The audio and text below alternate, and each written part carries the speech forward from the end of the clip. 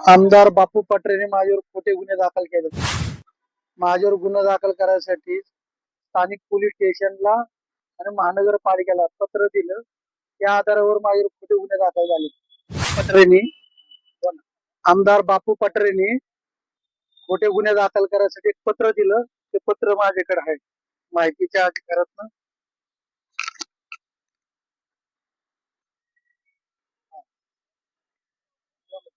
हे पत्र देऊन गुन्हा दाखल केलाय. पुढे काय झालं?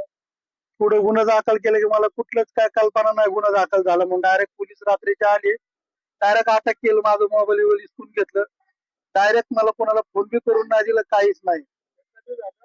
हे गेल्या वर्षी 2024 मध्ये 27 तारखेला का 28 तारखेला झालंय. परमिशन घेतलं होतं पोलिसांनी तुम्हाला अटक करण्याचं? काही कुठलंही परिसर मी दिवसभर पोलीस चौकीत फिरत होतो, पोलीस स्टेशनला. दिवसभर मी त्यांनी कुठलं सांगितलं की तुमच्यावर गुन्हा दाखल होणार आहे. रात्रीच्या 12च्या नंतर आले. साहेबांनी बोलवले. म्हणले का बोलवलं? सकाळी येतो जा. नाही आलं तुझा इथून फरफडत नाही म्हणले पोलिस. माझ्या घरात पाहुणे असल्यामुळे मी काय केलं, चला म्हणलं काय बोलते तुम्ही. तिथं आलं की माझ्यावर डायरेक्ट गुन्हा दाखल झाला. म्हणले मला अटक केलं. मला कोर्टात नेलं. कोर्टात नेल्यावर डायरेक्ट जेल एंट्री झाली माझी. जेल एंट्री झाल्यानंतर 10 दिवसांनी तर माझं पूर्ण घर पाडून टाकलं.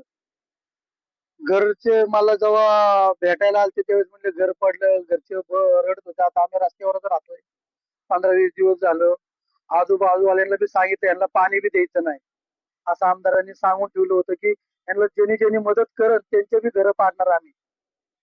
हे सगळं बापू पटरेंनी केलं असं ठामपणाने मी बोलतो की बापू पटरेंनीच केले. पहिले कारवाई छोटासा होल करून गेलते घराला. रात्रीच्या बापू पटरेने 11 11:30ला तिकडे आमच्या गल्लीमध्ये आले. एकाचा वाढदिवस म्हणून आले. त्या माणसाचा अख्खा 2-4 जण घरातले मेले तर कधी बापू पटेल त्याच्या मैत्रीला नाही आला. त्यांच्या कुठल्याच कार्याला आला नाही. लहान पोराच्या बर्थडेला 11:30 वाजता आला आणि घर बघितला. दुसऱ्या दिवशी वापस सकाळ कारवाई लावली आणि पूर्ण घर निश्चित करून टाकलं. बाथरूम सुद्धा ठेवलं नाही. त्याच्यानंतर तुम्ही काय तक्रारी वगैरे काय केल्या? मी त्याच्यानंतर मी 4 महिन्यांनी जे सुटलं जेलमधून, पोलिसांनी मला म्हणले की कुणाच्या नादी नको लागू, कुणाच्या भांडणात जाऊ नको. तरी सुद्धा मी घरात बसताना एक तिथला त्यांनी बापू पटरेंनी पाठवलेला एक माणूस आहे खरमबाट सिंग म्हणून, तो पेट्रोल पंपाचा मालक आहे. तो जाणून बुजून माझ्यापासून भांडणं केला. भांडण केलं तरी मी घरात जाऊन बसलो. माझ्या घरी उपाशी येऊन घाण शिवी दिला. छक्का आहे क्या तू, असा आहे वैसा आहे, तुम्हारी लायकी नाही, असं तसं त्यांनी भांडणं केली. मग मी माझ्या अपंग भावाला आणि बायकोला पोलीस स्टेशनला पाठवलं. पोलिसांनी कुठलं त्यांची दखल घेतली ना, त्यांना हाकलून लावलं. 4 दिवसांनी माझ्यावर खोटे गुन्हे दाखल होतं की विनयभंगाचा. मी त्याच्या बायकोला छेडाछेडी केली म्हणून विनयभंगाचा गुन्हा दाखल झालाय.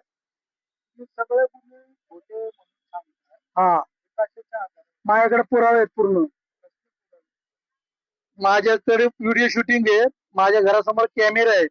कॅमेऱ्याचं असं कुठलंच नाही की मी त्याच्या बायकोला बोललो त्या बायकोची साडी धरून ओढलं, असं कुठलंच आढळलं नाही. हा,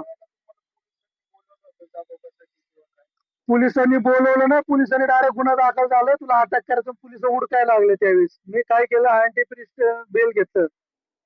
मग ते 1-1.5 महिना मी बाहेर राहून अँटी बेल घेऊन मग झालं. मी कोर्टात त्यावेळेस मी म्हणलं बघा माझ्याकडे व्हिडिओ शूटिंग आहे, हे फुटेज आहे. त्याच्या बायकोला कुठे बोललो मी?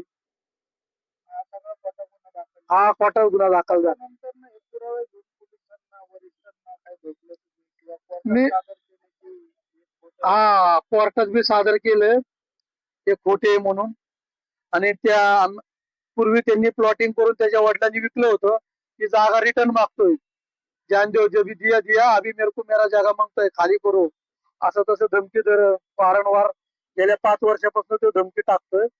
आता तर जास्तीच करायला लागला. आता तुम्ही जे आंदोलन करणार, आमरण उपोषण करणार आहे, कधी करणार आणि का करताय?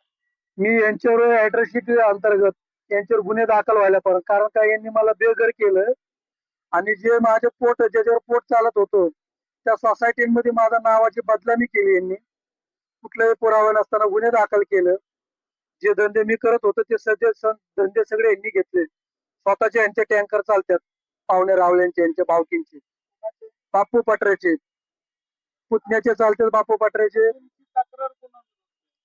माझी तक्रार बापू पटऱ्याच्या विरोधात आणि सोसायटी वाल्यांच्या विरोधात होती. कारण का खोटे गुन्हे दाखल केल्याबद्दल, कुठल्या आधारावर यांनी खोटे गुन्हे दाखल केलेत माझ्यावर. याबद्दल कोणाकोणाला तक्रारी दिलेल्या आहेत? याबद्दल मी पोलीस स्टेशनला बी अर्ज केला, 2 महिने झाले. पोलीस म्हणते चालू आहे, चौकशी चालू आहे. आणि बाकी ठिकाणी बी मी अर्ज वगैरे करून ठेवले. मग एसीपी ला केलंय, डीसीपी ला केलंय, कमिशनरला केलंय, स्थानिक पोलीस स्टेशनला केलंय.